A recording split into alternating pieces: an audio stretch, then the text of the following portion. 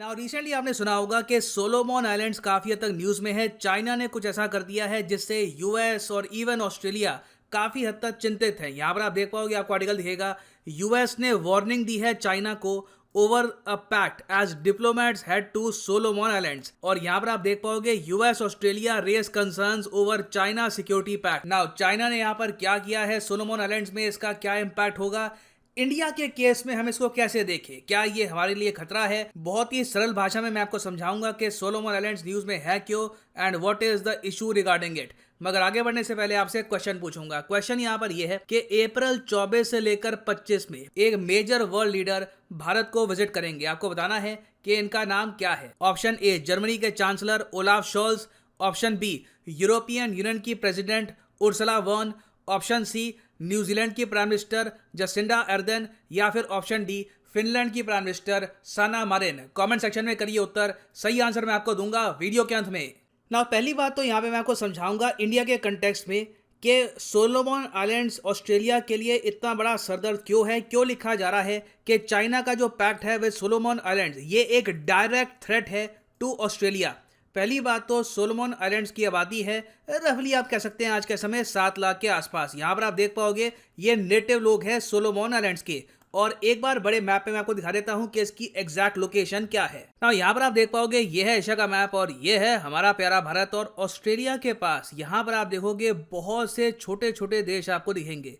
इनमें से एक यहाँ पर है Solomon islands. Now Solomon Islands और आसपास के देश ऑस्ट्रेलिया के लिए इतना बड़ा सरदर्द क्यों है, ये जानने से पहले मैं आपसे एक बहुत ही सिंपल सा क्वेश्चन पूछता हूँ। आप ये बताइए कि इंडिया के लिए सबसे बड़ा सिक्योरिटी कंसर्न आज के समय क्या है रिगार्डिंग आवर नेबरहुड। आंसर बहुत ही सिंपल है, सबसे बड़ा डर ये है कि कोई हमारे आसपास का जो छोटा देश है ये चाइना को कोई मिलिट्री बेस ना पकड़ा दे। नेपाल, श्रीलंका, मालदीव्स, कुछ हद तक मैं कहूँगा इवन बांग्लादेश, ये सब जो छोटे देश हैं ये चाइना के डेट ट्रैप में फंसकर इंडिया की सिक्योरिटी के सामने रख सकते हैं एक बहुत ही बड़ा चैलेंज। नाउ इंडिया के सामने तो ये लिमिटेड नंबर ऑफ कंट्रीज हैं। ऑस्ट्रेलिया का आप अगर मैप देखोगे ना दूर से आप देखोगे तो इस रीजन में आपको ज़्यादा देश नहीं दिखेंगे। मगर मैं आपको अगर एक और मैप दिखाऊं तो यहाँ पर आप देख पाओगे ऑस्ट्रेलिया के बिल्कुल नॉर्थ ईस्ट में बहुत से देश हैं जैसे कि मार्शल आइलैंड्स, उसके अलावा टोंगा, कुक आइलैंड्स, बहुत सारे छोटे छोटे यहाँ पे आपको देश दिखेंगे। आबादी रफली इनकी ऐसी होती है 2 लाख 4 लाख नहीं तो 6 लाख। और सिंस इन कंट्रीज की कुछ खास इंडस्ट्रीज है नहीं तो इसलिए लिविंग स्टैंडर्ड यहाँ पे काफ़ी ख़राब है। सरकार के पास यूजुअली इतना पैसा होता नहीं है कि अपनी कंट्री को ये डेवलप कर पाएँ। तो ऑस्ट्रेलिया के लिए कॉन्स्टेंटली एक डर ये था कि अगर चाइना ने इन कंट्रीज को लुभाना शुरू कर दिया लोन देकर कि हमसे लीजिए 500 मिलियन 400 मिलियन डॉलर के लोन, डायरेक्टली इस लोन को यूज करिए और हाँ उसके बदले में थोड़ा बहुत हमारी जो चाइनीज मिलिट्री है, चाइनीज नेवी है, उसके लिए इतने सारे आपके पास आइलैंड्स वैसे ही हैं, एक आइलैंड आप हमको भी दे दो। तो ऑस्ट्रेलिया के लिए ये कांस्टेंट एक बहुत ही बड़ा सिक्योरिटी थ्रेट बना हुआ है लंबे समय से। और इसको कुछ हद तक मैनेज करने के लिए ऑस्ट्रेलिया ने साइन करवाया इन सब कंट्री से बोई डिक्लेरेशन।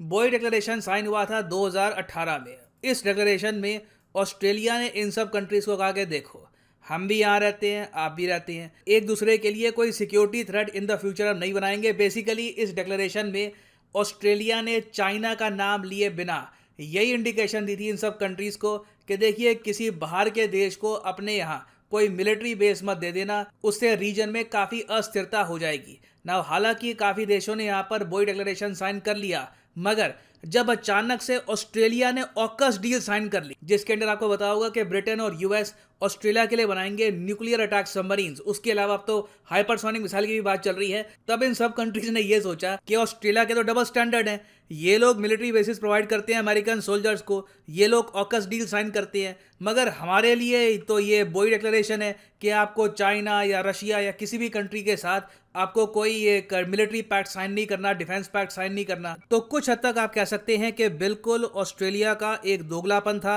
और ऑकस डील साइन करने के बाद ऑस्ट्रेलिया ने ऑलमोस्ट एक ओपनिंग दे दी यहाँ पर। बहुत ही जल्द इनमें से एक ना एक कंट्री चाइना के डेट ट्रैप में फंसने वाला था। और यहाँ पर कंट्री कौन सा फंसा है? Solomon islands. चाइना को ज़्यादा प्रॉब्लम नहीं आई।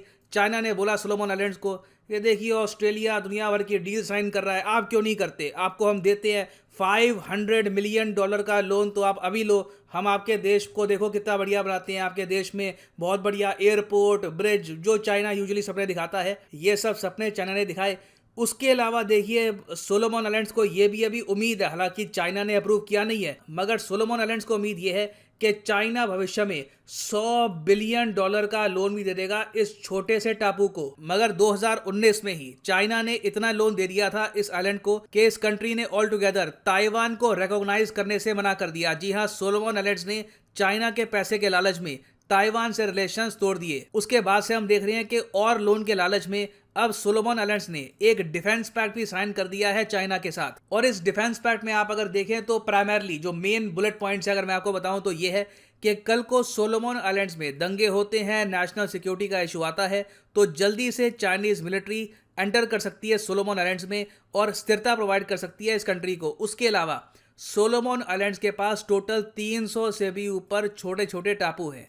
इनमें से किसी भी एक टापू में चाइना मिलिट्री बेस बना सकता है। इसका काफ़ी इजी एक्सेस प्रोवाइड कर दिया गया है इस डिफेंस पैक्ट के अंडर। और इसलिए ऑस्ट्रेलिया ने कहा है सोलोमन आइलैंड्स को कि प्लीज़ ये जो सिक्योरिटी पैक्ट है चाइना के साथ, इसको अबैंडन कर दो, इसको छोड़ दो, नहीं तो रीजन में अस्थिरता आ सकती है। हालांकि ऑस्ट्रेलिया ने बार बार ये भी कहा कि इवन दो सोलोमन आइलैंड्स ने डिफेंस पैक्ट साइन कर लिया है चाइना के साथ, हम फिर भी कोशिश करेंगे कि सोलोमन आइलैंड्स के साथ हम डिफेंस रिलेशंस बनाकर रखें। ये वैसे डिप्लोमेटिक लैंग्वेज होती है, मगर रियलिटी में डैमेज यहाँ पर हो चुका है। और अब चाइना वो कर रहा है जो जापान ने किया था, इंपीरियल जापान ने किया था वर्ल्ड वॉर 2 में। समझाता हूँ आपको। देखो वर्ल्ड वॉर 2 में आपको पता होगा कि जापान बहुत ही तेजी से जो पैसिफिक ओशन है, यहाँ पर जो छोटे छोटे देश है उनकी धरती कब्जा रहा था। जापान एक्चुअली काफ़ी हद तक आसियान कंट्रीज जो हैं यहाँ पर भी बहुत सारा लैंड कब्जा चुका था। और फिर जापान ने ये सोचा कि क्यों ना ऑस्ट्रेलिया पर भी अटैक किया जाए, या चलो अटैक अगर नहीं होता तो ऑस्ट्रेलिया का जो डायरेक्ट सप्लाई रूट है यूएसए को,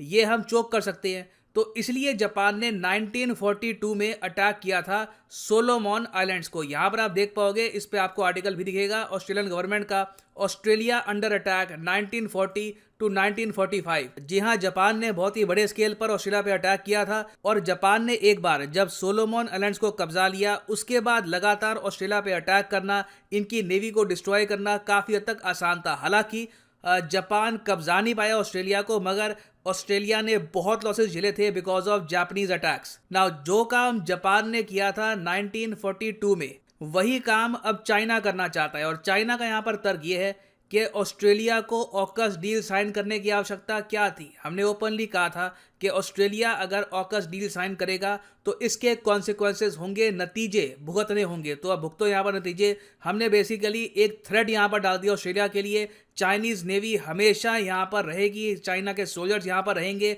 कल को कभी भी अगर मान लो ताइवान के इशू को लेकर कॉन्फ्लिक्ट होती है तो ऑस्ट्रेलिया ज़्यादा कुछ यहाँ पर हेल्प प्रोवाइड कर नहीं पाएगा, क्योंकि ऑस्ट्रेलिया के ज़्यादातर जो नेवल बेसिस हैं ये आपको इस एरिया में मिलेंगे near the Coral Sea. Now Indian perspective से आप अगर देखें तो डेफिनेटली एक बैड न्यूज़ है। हमारा एक क्वाड मेंबर, एक्चुअली आप कह सकते हैं द वीकेस्ट क्वाड मेंबर, क्योंकि ऑस्ट्रेलिया की नेवी मिलिट्री सबसे ज़्यादा कमज़ोर है in all the 4 quad countries, ये अब और ज़्यादा कमज़ोर हो चुका है, क्योंकि अब डायरेक्टली ऑस्ट्रेलिया अंडर थ्रेट है फ्रॉम चाइना। और परहैप्स अब यहाँ पर ऑस्ट्रेलिया कुछ हद तक समझ भी पाएगा कि इंडिया भी क्या प्रेशर फेस करता है लद्दाख के आसपास, अरुणाचल प्रदेश के आसपास, जब चाइना बिल्कुल आपके डोर स्टेप्स पे आ जाता है। अब यहाँ पर आप पूछेंगे ऑस्ट्रेलिया को क्या करना चाहिए, इसका सोल्यूशन क्या हो सकता है। देखिए सोलोमन आइलैंड्स तो हाथ से निकल गया, this is a gone case now. Australia अब ये कर सकता है, बाकी जो यहाँ पर छोटे छोटे देश हैं इनको देखिए बिल्कुल आप कह सकते हैं ना दुलार से रखना होगा, जैसे हम करते हैं श्रीलंका के साथ। श्रीलंका ने उल्टे सीधे इंटरेस्ट रेट्स पर चाइना के लोन उठाए, श्रीलंका को खूब वार्निंग मिली कि डूब जाओगे, बर्बाद हो जाओगे, श्रीलंका ने किसी की नहीं सुनी। अब आज के समय श्रीलंका जब सफ़र कर रहा है तब हमको देने पड़ रहे हैं बिलियंस ऑफ डॉलर्स। तो ऑस्ट्रेलिया को भी यहाँ पर पैसे खर्चने पड़ेंगे। इन सब छोटे छोटे देशों की इच्छाएं हैं, महत्वाकांक्षाएं हैं, कुछ केसेस में ग्रीड भी है। तो ऑस्ट्रेलिया को इन छोटे छोटे देशों की फंडिंग करनी पड़ेगी, नहीं तो अभी तो बस एक कंट्री हाथ से गया है। अगर थोड़े बहुत और कंट्रीज यहाँ पर अगर चाइना ने अपने अंडर ले लिए तो ऑस्ट्रेलिया कंप्लीटली ब्लॉक हो जाएगा फ्रॉम इट्स ईस्टर्न कोस्ट। ना वापस आते हैं अपने एमसीक्यू की तरफ कि इनमें से वो कौन से लीडर हैं जो अप्रैल 24-25 में भारत में आएंगे and this will be a made in visit. Made in visit मतलब कि this will be the first visit of this world leader. तो सही उत्तर इसका है ऑप्शन बी, उर्सुला वॉन मैं आपको बता दूं, ये प्रेसिडेंट है यूरोपियन यूनियन की। और यहाँ पर आप देख पाओगे आर्टिकल है यूरोपियन कमीशन, जो बेसिकली यूरोप के, देखिए यूरोपियन यूनियन के एक तो होता है यूरोपियन काउंसिल का प्रेसिडेंट, फिर होता है कमीशन का प्रेसिडेंट, फिर होता है पार्लियामेंट का president.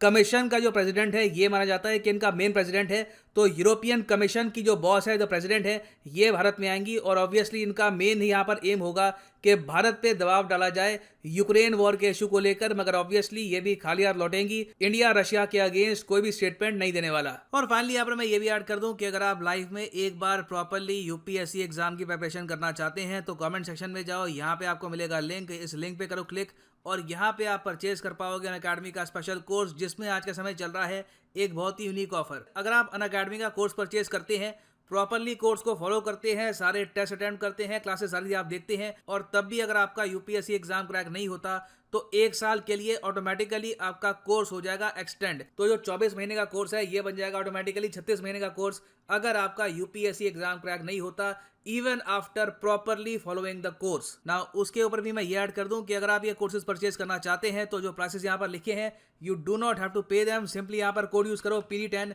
and the prices will start falling. So use the code PD10 and save money. So इसी नोट के साथ ये है वीडियो का अंत। Thank you for listening and as always God bless you all.